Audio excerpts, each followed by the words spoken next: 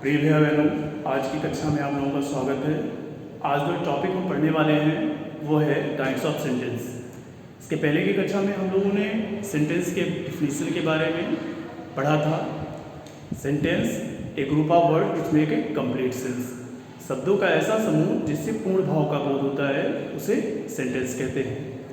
पूर्ण भाव के बोध होने का तात्पर्य यह था कि सामने वाला अगर हमसे कोई बात कह रहा है तो उसकी बात को हम पूर्णतः समझ जाए। तो भाव के आधार पर ही, जैसे हम अपनी भावनाओं को व्यक्त करने के लिए विभिन्न प्रकार के वाक्यों का प्रयोग करते हैं, तो भाव के आधार पर हम 5 प्रकार के वाक्यों का प्रयोग करते हैं, जिसके आधार पर वाक्यों के 5 प्रकार होते हैं। फर्स्ट, सेंटेंस वाक्य, टाइप्स ऑफ सेंटेंस अर्थात वाक्य के भेद। पहला प्रकार है असर्टिव सेंटेंस। असर्टिव सेंटेंस अर्थात कथनात्मक वाक्य। इस प्रकार के वाक्यों से कथन का बोध होता है। इन्हें हम 2 भागों में बांट सकते हैं। First, affirmative sentence and second in negative sentence. Affirmative sentence जिसे हम स्वीकारात्मक वाक्य, साधारण वाक्य भी कह सकते हैं। इस प्रकार के वाक्यों से किसी कार्य अथवा घटना के होने का बोध होता है, अर्थात उसके स्वीकार करने का बोध होता है। जैसे The sun is very hot today. There are 5 rooms in this house. पहले वाक्य से The sun is very hot today अर्थात आज का दिन बहुत गर्म है। दूसरे से There are 5 rooms in this house. इस घर में 5 कमरे हैं। किसी कार्य अथवा घटना के होने का बोध हो रहा है। सेकेंड है नेगेटिव सेंटेंस अर्थात नकारात्मक वाक्य। ऐसे वाक्य जिनसे किसी कार्य अथवा घटना के ना होने का बोध हो, अर्थात किसी कार्य अथवा घटना के निषेध का बोध हो, उसे हम नेगेटिव सेंटेंस कहते हैं। इस प्रकार के वाक्यों में प्रायः नो, नॉट, नेवर अथवा कुछ अन्य नेगेटिव वर्ड्स का प्रयोग किया जाता है। जैसे it was not rainy yesterday, कल वर्षा नहीं हो रही थी। इस वाक्य में नॉट का प्रयोग हुआ है और इससे निषेध का बोध हो रहा है, अतः नेगेटिव सेंटेंस है। सी नेवर टेल्स लाई, वह कभी भी झूठ नहीं बोलती है। नेवर चूंकि नकारात्मक भाव का बोध करा रहा है, इसलिए यह वाक्य जो है नेगेटिव सेंटेंस है। सेकेंड है इंट्रोगेटिव सेंटेंस। इंट्रोगेटिव सेंटेंस अर्थात प्रश्नवाचक वाक्य। ऐसे वाक्य जिससे हम प्रश्न पूछने का बोध होता है या जिससे हम प्रश्न पूछते हैं, उसे इंट्रोगेटिव सेंटेंस कहते हैं।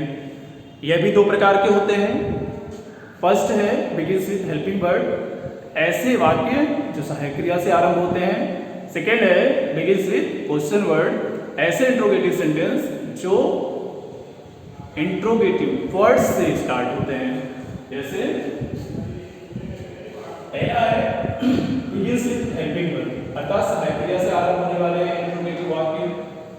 Is Rahul in his room, क्या राहुल अपने कमरे में है। इस वाक्य का आरंभ इज अर्थात सहायक क्रिया से हुआ है। Have you done your work, इसमें है हेल्पिंग वर्ब अर्थात सहायक क्रिया है। और is Rahul in his room, क्या राहुल अपने कमरे में है, प्रश्न का बोध हो रहा है, इसलिए इंट्रोगेटिव सेंटेंस है।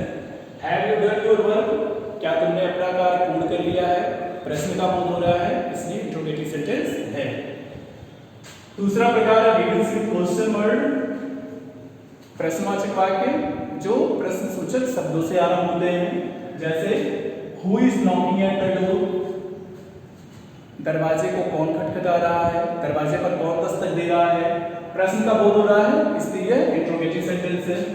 सेकेंड है why did you not visit the fair, तुम मेले में क्यों नहीं गए, प्रश्न का बोध हो रहा है, इसलिए इंट्रोगेटिव सेंटेंस है और क्वेश्चन वर्ड से स्टार्ट हुआ है।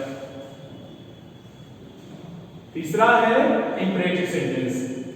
इंपरेटिव सेंटेंस ऐसे वाक्य जिससे आज्ञा, प्रार्थना, सलाह आदि भाव का बोध होता है, उन्हें इंपरेटिव सेंटेंस कहते हैं। यह वाक्य प्रायः सहायक क्रिया से आरंभ होते हैं। इनमें जो कर्ता होता है यू, वो अंडरस्टूड रहता है, छिपा रहता है। जैसे पहला है लर्न योर लेसन नाउ, अपना पाठ अभी याद करो। आज्ञा का बोध हो रहा है, इसलिए इंपरेटिव सेंटेंस है। Do not pluck the flowers, फूल को मत तोड़ो। आज्ञा का बोध हो रहा है, इसलिए इंपरेटिव सेंटेंस है।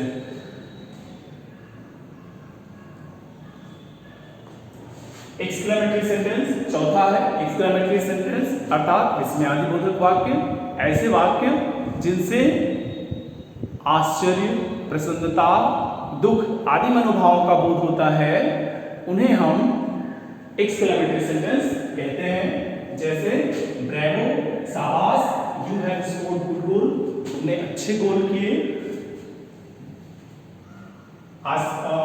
शाबाशी का बोध हो रहा है, इसलिए यह एक्सक्लेमेटरी सेंटेंस है।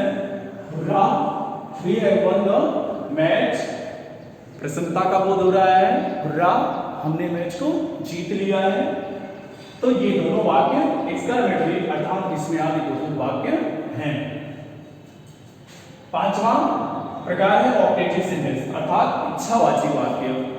कभी कभी हम सामने वाले के बारे में अपने मन में कुछ अच्छी भावना करते हैं, अर्थात उसको हम आशीर्वाद देते हैं, अथवा उसके लिए कभी कभी बुरी भावना करते हैं, उसको हम श्राप देते हैं। तो जिन भावों से आशीर्वाद, श्राप, शुभकामना आदि भावों का बोध होता है, उन्हें ऑप्टेटिव सेंटेंस कहते हैं। जैसे may you prosper in life, ईश्वर करे तुम अपने जीवन में समृद्ध हो। आशीर्वाद का बोध हो रहा है, कामना का बोध हो रहा है, इसलिए ऑप्टेटिव सेंटेंस है। May God bless you with success, ईश्वर तुम्हें सफल बनाए। आशीर्वाद का बोध हो रहा है, इसका ऑप्टेटिव सेंटेंस है। May you go to hell, भगवान करे तुम नर्क में जाओ। श्राप का बोध हो रहा है, अतः ऑप्टेटिव सेंटेंस है। इस प्रकार हम देखते हैं कि भावों के आधार पर अपने दैनिक जीवन में अपने भावों को व्यक्त करने के लिए हम भिन्न भिन्न प्रकार के वाक्यों का प्रयोग करते हैं। उन भावों के आधार पर वाक्यों के 5 प्रकार होते हैं। जैसे इसमें पहला है असर्टिव सेंटेंस, जिसे कथनात्मक वाक्य कहते हैं। इनसे कथन का बोध होता है और कथन 2 प्रकार के होते हैं। पहला अफर्मेटिव सेंटेंस अर्थात स्वीकारात्मक वाक्य, ऐसे वाक्य जिनसे किसी कार्य अथवा घटना के होने का बोध होता है, उन्हें हम अफर्मेटिव सेंटेंस कहते हैं। जैसे the sun is very hot today, there are 5 rooms in this house. Second है नेगेटिव सेंटेंस अर्थात नकारात्मक वाक्य, ऐसे वाक्य जिनसे किसी घटना अथवा कार्य के ना होने का बोध होता है, अर्थात उसके निषेध का बोध होता है, उसे हम नेगेटिव सेंटेंस कहते हैं। इस प्रकार के वाक्यों में प्रायः no, not, never, no one, nobody आदि शब्दों का प्रयोग होता है। जैसे it was not raining yesterday, not का प्रयोग है, नेगेटिव सेंटेंस है। She never tells lie, never का प्रयोग है, नेगेटिव सेंटेंस है। दूसरा प्रकार है इंट्रोगेटिव सेंटेंस अर्थात प्रश्नवाचक वाक्य। जिन वाक्यों से प्रश्न का बोध होता है, अर्थात प्रश्न पूछने का बोध होता है, उन्हें इंट्रोगेटिव सेंटेंस कहते हैं। यह 2 प्रकार के होते हैं। एक जो सहायक क्रिया से आरंभ होते हैं, जैसे is Rahul in this room, क्या राहुल अपने कमरे में है। Have you done your work, ये दोनों वाक्य हेल्पिंग वर्ब से स्टार्ट हो रहे हैं तथा इंट्रोगेटिव है। सेकेंड काइंड है, मतलब दूसरा जो प्रकार है बिगिन विद क्वेश्चन वर्ड। कुछ इंट्रोगेटिव वर्ड्स, कुछ इंट्रोगेटिव सेंटेंस जो है क्वेश्चन वर्ड से स्टार्ट होते हैं। जैसे who is knocking at the door and why did you not visit the hair. ये दोनों वाक्य क्वेश्चन वर्ड से स्टार्ट हो रहे हैं और इनसे प्रश्न का बोध होता है, इसलिए इंट्रोगेटिव सेंटेंस। तीसरा है इंपरेटिव सेंटेंस।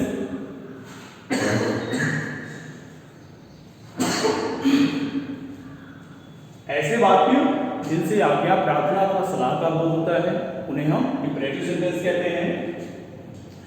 इन वाक्यों में जो सब्जेक्ट होता है यू, वो अंडरस्टूड अर्थात छिपा रहता है। वाक्य प्रायः हेल्पिंग वर्ब से स्टार्ट होते हैं, लेकिन नेगेटिव सेंटेंसेस में डू नॉट से स्टार्ट होते हैं।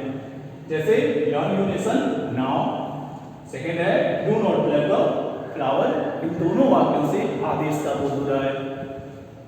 चौथा है एक्सक्लेमेटरी सेंटेंस, अर्थात जिसमें आदिबोधक वाक्य, ऐसे वाक्य जिससे ऐसे मनोभाव जैसे प्रसन्नता, दुख, आश्चर्य आदि भावनाओं का बोध होता है, उन्हें हम एक्सक्लेमेटरी सेंटेंस कहते हैं। जैसे देखो जो है स्कोर गुड गुड, प्रसन्नता का बोध हो रहा है, शाबाशी का बोध हो रहा है, एक्सक्लेमेटरी सेंटेंस है। हुर्रा, प्रसन्नता का बोध हो रहा है, इसलिए एक्सक्लेमेटरी सेंटेंस है। ऑब्जेक्टिव सेंटेंस अर्थात इच्छावाची वाक्य, कभी कभी तो ऐसे वाक्य जिनसे आशीर्वाद, श्राप अथवा शुभकामना आदि भाव का बोध होता है, उसे ऑब्जेक्टिव सेंटेंस कहते हैं।